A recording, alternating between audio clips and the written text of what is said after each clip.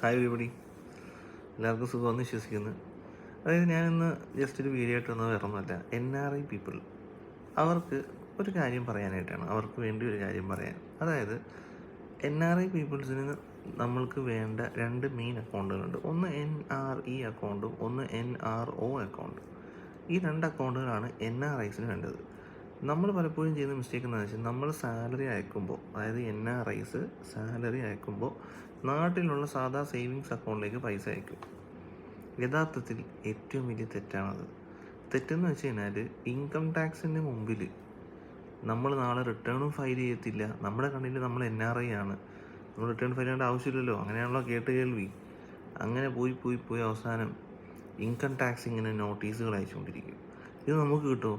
നമുക്ക് കിട്ടത്തുമില്ല. കാരണം ഇതെന്താ, നമുക്ക് കിട്ടാൻ ചിലപ്പോൾ ചില ആൾക്കാർ ലിങ്ക്ഡ് ഒന്നും ആയിരിക്കില്ല, ഇമെയിലും നമ്പേഴ്സും ഒന്നും ലിങ്ക്ഡ് ആയിട്ടൊന്നുമില്ല. ഇതെല്ലാം എന്ത് ചെയ്യും, നമ്മുടെ ഇൻകം ടാക്സിൻ്റെ സൈറ്റിൽ വന്ന് കിടക്കും. നമ്മളത് എങ്ങനെ കാണും? നമ്മൾ കാണാനായിട്ട് ലോഗിൻ ഐഡിയും പാസ്വേഡും വെച്ച്, നമ്മൾ ഫേസ്ബുക്കും ഇൻസ്റ്റഗ്രാമൊക്കെ യൂസ് ചെയ്യുന്ന പോലെ തന്നെ ഇൻകം ടാക്സിനും യൂസർ ഐഡിയും പാസ്വേഡും എല്ലാം ഉണ്ട്. എല്ലാവർക്കും ഉണ്ട്. പാൻ കാർഡ് എടുത്തിട്ടുള്ള എല്ലാവർക്കും അതുണ്ട്. അത് ഈ കയറി നോക്കിക്കഴിഞ്ഞാൽ എല്ലാം മനസ്സിലാവും. അപ്പോൾ നമ്മൾ ചെയ്യേണ്ടത് എന്താണ്?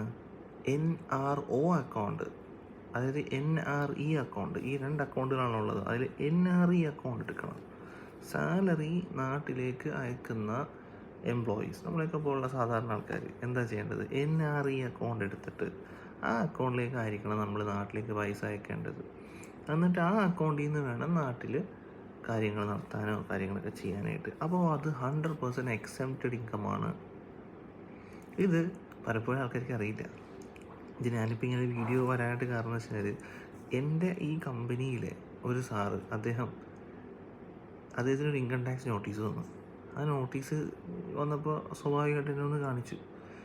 അതിന് ഞാൻ പറഞ്ഞു കൊടുത്തപ്പോൾ അദ്ദേഹം തന്നെ നെറ്റിപ്പോൾ ഇങ്ങനെയൊക്കെ ചെയ്യണമോ? വർഷങ്ങളോളം NRI ആയിട്ടുള്ള ഒരാളാണ്. അപ്പോൾ ഒരറിവ് എന്തല്ല ചെറുതല്ല. ഓക്കെ.